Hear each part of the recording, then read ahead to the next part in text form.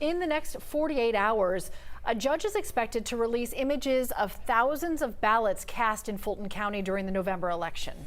And it's a response to a lawsuit claiming irregularities in the vote count. While it marks a shift in the level of secrecy, it's also seen as a way to offer some form of transparency. Doug Richards explains how your privacy is still protected.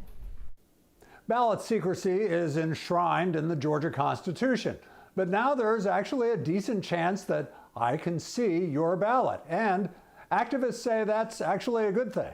When voters using the state's Dominion ballot marking devices printed and scanned their ballots in 2020, the scans not only tallied the votes, but also preserved images of each ballot cast.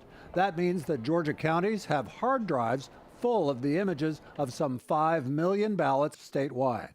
These are from Bartow County. This one is straight Republican. This ballot shows a split ticket. This one shows a voter who left blank all the down ballot races. Activists got the ballot images under the state's Open Records Act, with more due to be released this week. I would love for Georgia to set the trend for this.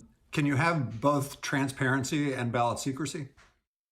You certainly can. There is nothing that identifies the voter on the actual ballots. State Representative Shea says ballot secrecy and ballot transparency are actually parallel goals that both advance the cause of democracy.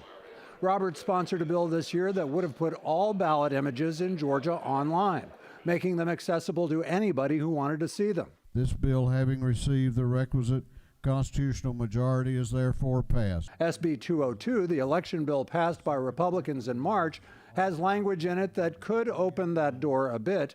The advantage, says Roberts, is that anybody who wants to conduct a recount can do it themselves.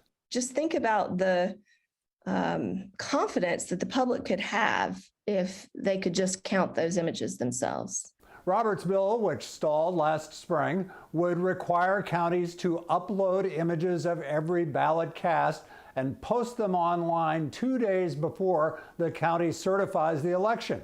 She'd like to see that done by 2022, another election that is due to get a little bit of scrutiny. New tonight, mayoral candidate Antonio Brown